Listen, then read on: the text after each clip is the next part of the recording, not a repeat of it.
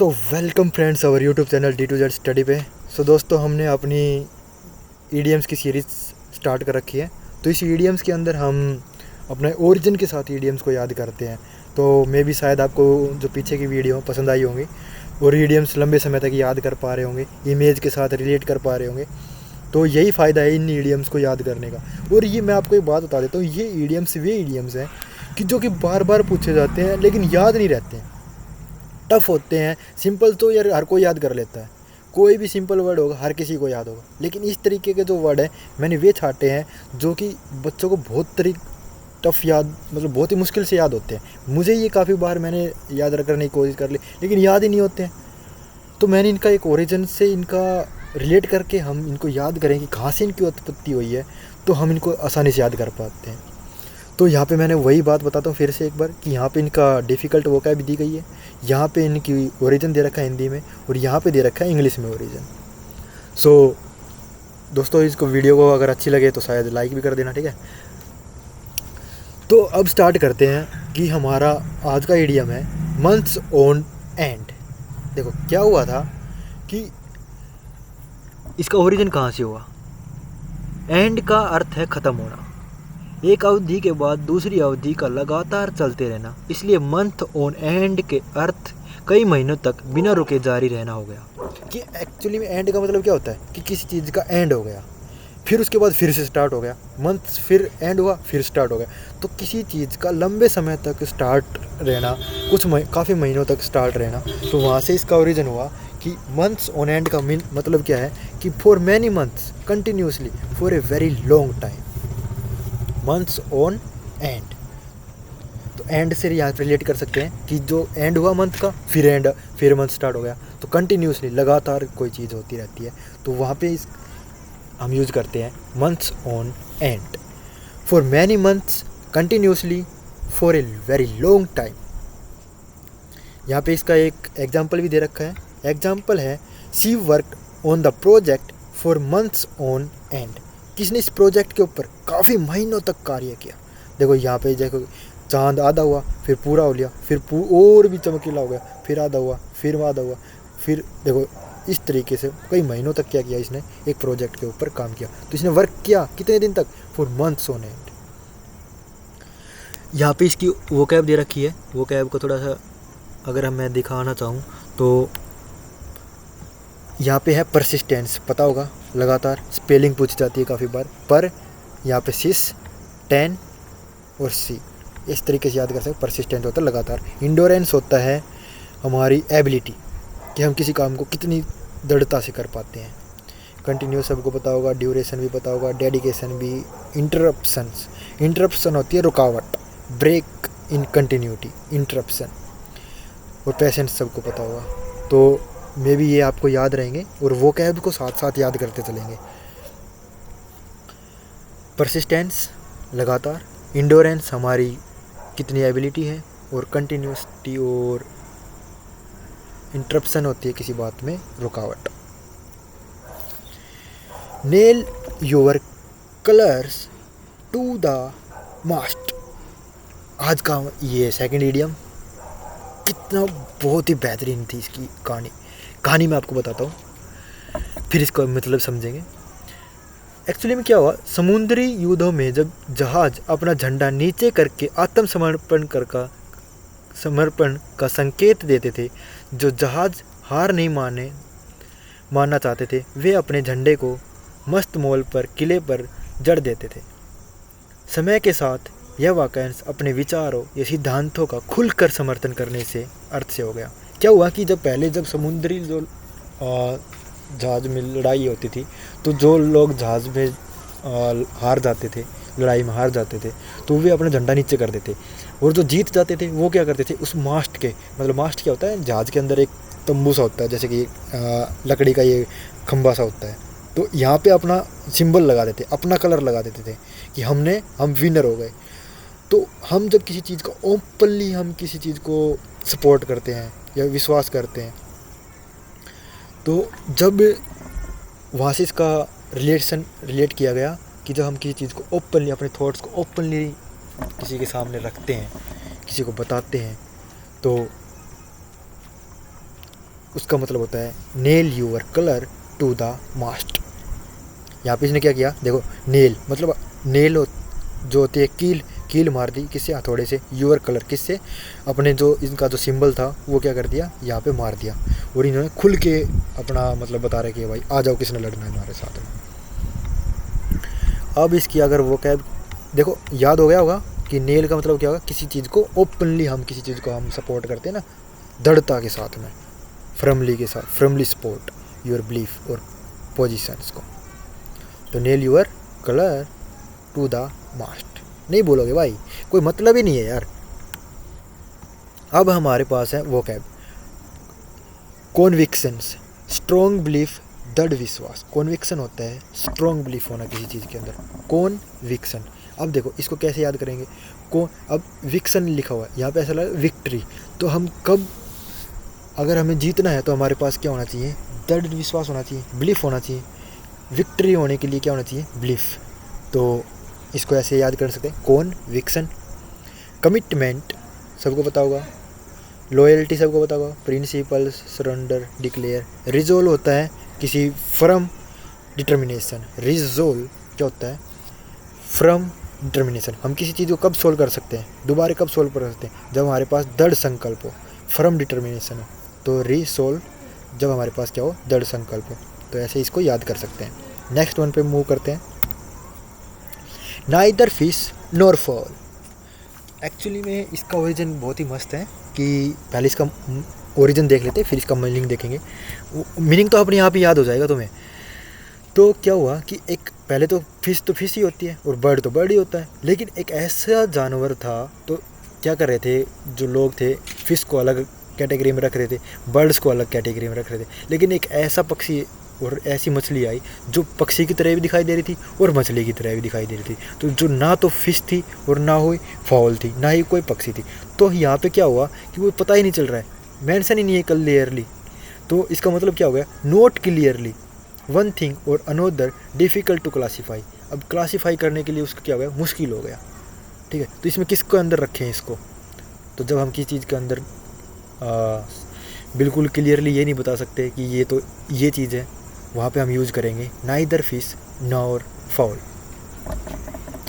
यहाँ पे अगर हम इसकी वो कैब देखना चाहें तो वो कैब है wait a minute, persistence. Persistence का पता होगा, परसिस्टेंस अभी पढ़ा था पीछे भी। लगातार किसी काम को हम जब लगातार दृढ़ता से करते रहते हैं, कंटिन्यूइंग डिस्पाइट डिफ़िकल्टी, डिफ़िकल्टी के बाद भी करते रहते हैं। अब देखो इसको याद कैसे करेंगे, पर सिस। हम अपनी सिस को मतलब कभी दुख में छोड़ सकते हैं, नहीं छोड़ सकते ना। वो भी जब 10 दुख हो उसके पास, तो हम क्या करें, डिस्पाइट डिफ़िकल्टी हम फिर भी उसको क्या करेंगे, हेल्प करेंगे। तो परसिस्टेंस याद रहेगा पक्का, भूल नहीं सकते। इंडोरेंस सहन शक्ति, कंटिन्यूस सबको पता होगा, ड्यूरेशन, डेडिकेशन, इंटरप्शन। इंटरप्शन रुकावट होता है किसी के अंदर, अभी पढ़ा था पीछे। अब कोई इंटर में ही रह जाए, 10th हो ही नहीं किसी की, तो उसके क्या हो गई, रुकावट हो गई, 12वीं तो जा ही नहीं सकता। ब्रेक इन कंटिन्यूटी, कंटिन्यूटी में क्या हो गया, ब्रेक लग गया, इंटरप्शन आ गया।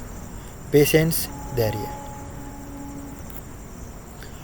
नो डाइस, देखो इसका ओरिजिन कैसे हुआ।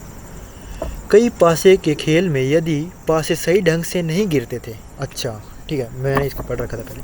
तो देखो क्या हुआ, नो डाइस का मतलब क्या हुआ कि इसमें जब पासा खेलते थे तो कई बार क्या होते थे, पासे ठीक से नहीं पड़ते थे, तो उन्हें बोलते थे नो डाइस नो डाइस। लोग जो देखने वाले थे बोलते थे नो डाइस नो डाइस। ये फिर उसका मतलब क्या हो गया कि उसका रिलेशन बना दिया किसके साथ, जब ये तो अमान्य है, इनवैलिड है, वहाँ से इसको लिंक कर दिया गया। समय के साथ इसका अर्थ है नहीं, असफलता या अनुमति नहीं मिलना, कि इसने अनुमति नहीं मिलेगी कि आगे दोबारा टॉस कर पाए। तो no success, no agreement and outright refusal, सबके साथ असहमति हो गई सबके साथ। तो नो डाइस, जहाँ पे सक्सेस ना मिली हो। तो एग्जाम्पल देखो यहाँ पे देख सकते हैं, इसने डाइस उछाड़ी और अब ये टूट गई। तो अब ये बोल रहे हैं कि no dice, no luck, no go, no dice. अब ये क्या कर दिया, रिजेक्ट कर दिया। तो इन्हें जज ने क्या बोला, नो डाइस, मतलब ये एक्सेप्ट नहीं होगा, यहाँ पे सक्सेस नहीं मिली, यहाँ पे एग्रीमेंट नहीं हुआ, तो no dice. I asked for an extension on the deadline but it was no dice. मैंने एक्सटेंशन के लिए मांगी, जज से दरख्वास्त की, लेकिन जज ने बोल दिया नो डाइस, यहाँ पे कोई एग्रीमेंट नहीं होगा। मोटू, यहाँ पे भी इसका देखोगे, वो कैब भी देख लेते साथ साथ। तो रिजेक्शन इनवैलिड, यहाँ पे तो कुछ मैंने लग नहीं रहा कि कोई इंपॉर्टेंट होगी, नहीं है, तुम देख लेना, ठीक है, अगर लगे तो तुम्हें। नो लव लॉस्ट बिटवीन, क्या देखो, बहुत ही अच्छी कहानी। मूल रूप से इसका अर्थ है किसी ऐसा कोई प्रेम या स्नेह था कि नहीं जिसमें खोया जा सके। समय के साथ उन लोगों के लिए प्रयोग होने लगा जो एक दूसरे को बिल्कुल पसंद नहीं करते। देखो, कई रिलेशन ऐसे होते हैं जिसमें जाने से, किसी के जाने से या आने से हमें कोई फ़र्क नहीं पड़ता, तो उसी से इसका रिलेशन ओरिजिन हुआ था, नो लव लॉस्ट बिटवीन। तो a situation in which two people strongly dislike each other. जब वहाँ पे ऐसा कब होता है, जब हमें फ़र्क कब नहीं पड़ता, जब हम उनको पसंद ना करते हो। तो ऐसी सिचुएशन जहाँ पे दो पीपल आपस में लाइक नहीं करते हो एक दूसरे को, तो वहाँ हम यूज़ करेंगे नो लव लॉस्ट बिटवीन। ना तो उनके बीच में लव है और खो भी गए, लॉस्ट मतलब बिटवीन, अगर खो भी गए तो भी उन्हें कोई फ़र्क नहीं पड़ेगा। तो इसको ऐसे याद रखेंगे। यहाँ पे देखो,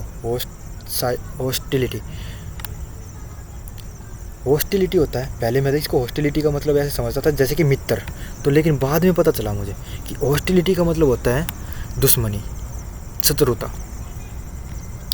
हॉस्टिलिटी, दुश्मन। तो जैसे कि इसको कैसे याद करेंगे, हॉस्टल में रहने वाले लोग कई बार क्या होता है, दुश्मन बन जाते हैं भाई।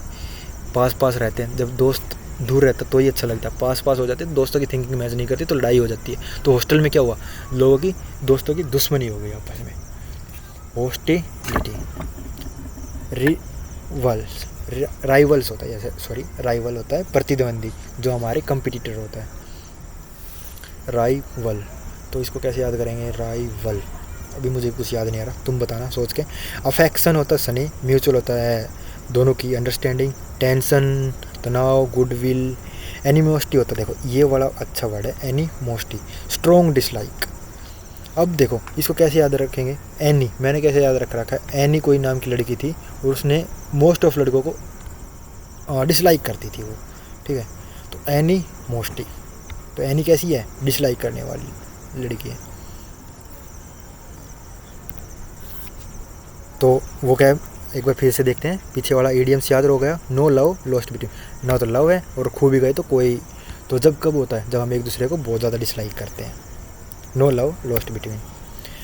No fit to hold a candle to. देखो इसका क्या हुआ था, बिजली आने से पहले प्रशिक्षु या सहायक कुशल कारीगरों के काम के दौरान उनके लिए मोमबत्ती पकड़ते थे।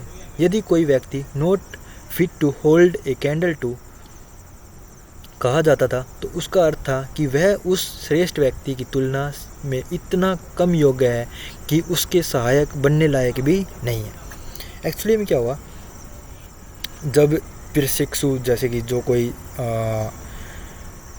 प्रशिक्षु क्या होता हुआ इंग्लिश में, देखते हैं। प्रशिक्षु का मतलब होता है होल्ड अप्रेंटिस और असिस्टेंट, सॉरी पता नहीं है मुझे, प्रशिक्षु का मतलब प्रशिक्षु, अरे हाँ वो होता है जो इस पे आते हैं अप्रेंटिस के ऊपर। तो कुछ ऐसे लोग होते थे, जैसे ये आदमी अच्छे तरीके से काम को कर सकता है, जैसे कि यहाँ पे इसमें ही दिखा रखा है, कुछ हीरे मोती अगर ले रहा है तो इसको काम करने के लिए कोई ना कोई आदमी चाहिए था। लाइट जाने के बाद मोमबत्ती उसके लिए जला के रखे, पकड़े रखे, लेकिन कोई आदमी अगर उसके लिए मोमबत्ती पकड़ने में भी सहायक नहीं है, उसके जो कि बहुत कुशल आदमी है, उसकी उजाला करने के लिए भी वो सहायक नहीं बन सकता, तो वहाँ पे ही इसका यूज़ किया गया, not to fit hold a candle. तो मतलब कि जो बहुत श्रेष्ठ आदमी है उसके सहायक बनने के लिए भी तुम योग्य नहीं हो। तो far inferior so some to someone और something not nearly as good. इसका मतलब क्या हो गया, फार इन्फीरियर बहुत दूर, मतलब छोटे हो तुम उनसे, मतलब नीचे हो, टू समवन और समथिंग नॉट, किसी से बहुत ज़्यादा नीचे होना, नॉट नियरली एज गुड, जितना होना चाहिए था उतने गुड तुम हो नहीं, तो वहाँ पे भी इसका यूज कर सकते हैं। एग्जाम्पल क्या है, the new player is talented but he is not fit to hold a candle to the champion. जो नया प्लेयर है वो टैलेंटेड तो है, लेकिन but not fit to hold a candle, लेकिन इतना योग्य नहीं है कि वो चैम्पियन बन सके। चैम्पियन के लिए तो वो क्वालिटी होनी नहीं है, तो उसके नीचे है वो। तो some shine so brightly other can even hold the candle, कुछ तो बहुत ज़्यादा चमकते हैं, लेकिन कुछ तो कैंडल के बराबर पकड़ने लायक भी नहीं है। Not see eye to eye with somebody, origin देखते हैं बरो भाई, याद हो रहे होंगे पक्का। मैं कभी भी अगर तुम इसको देखोगे ना इन इडियम्स को, तो तुम्हें डायरेक्टली इमेज हिंट करेगी। इसकी इन इडियम्स का स्टार्ट करने का मोटिव ही यही है कि तुम्हें ये बहुत अच्छे से तरीके से याद होगी। और मैं ये भी इडियम्स को काफ़ी बार पढ़ चुका, लेकिन याद नहीं होते थे, लेकिन इनका मैंने जब से ओरिजिन से पढ़ा है तब से मुझे बहुत अच्छे से याद है।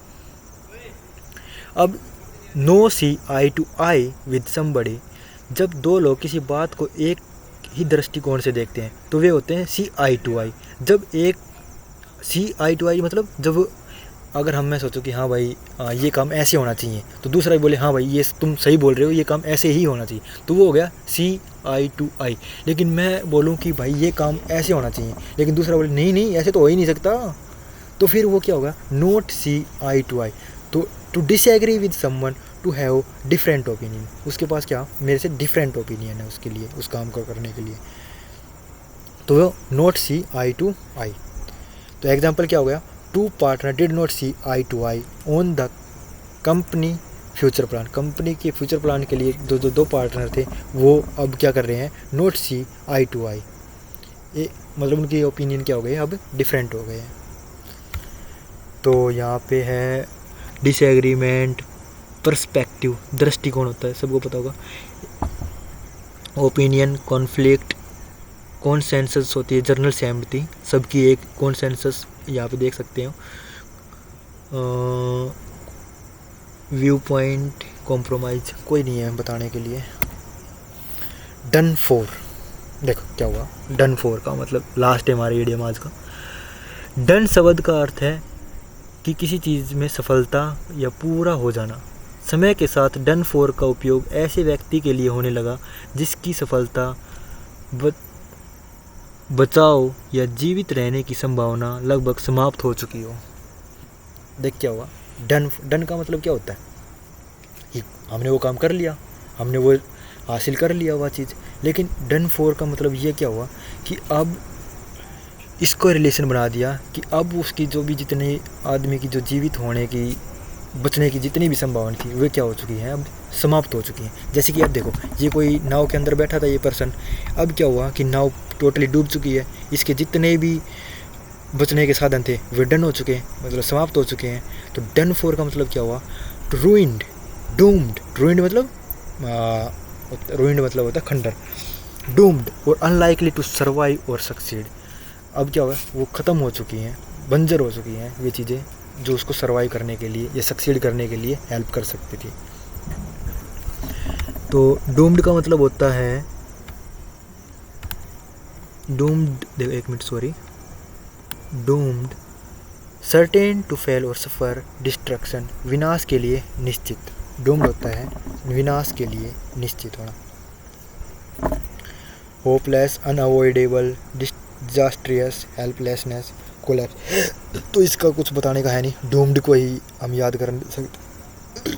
जैसे कि इसको कैसे याद करेंगे, अब जैसे धूम मूवी थी, अब स्टार्टिंग में तो अच्छी चली थी धूम, तो वहाँ से याद करें, अब उसका क्या हो चुका है, विनाश हो चुका है, कोई नहीं देखता वैसी मूवी, ठीक है। तो डूम्ड, तो वे क्या होगा, विनाश होना उसका क्या हो गया, निश्चित हो गया, ऐसे याद रख सकते हैं। So thank you friends video watch करने के लिए। सॉरी, आपको पक्का ये याद रहेंगे, डोन फॉर कभी भी आपके सामने आ जाएगा, आप ये इमेज याद करना, और ये डायरेक्ट आपके दिमाग में हिंट करेगा कि कोई चीज़ें उसकी जो बचने की संभावना थी वो सारी ख़त्म हो चुकी थी। अब वो क्या सक्सेस नहीं कर सकता, तो आप ईजिली इसको कर पाएंगे। सो जय हिंद फ्रेंड्स, उम्मीद करता हूँ वीडियो पसंद आई होगी। Thank you and have a nice day.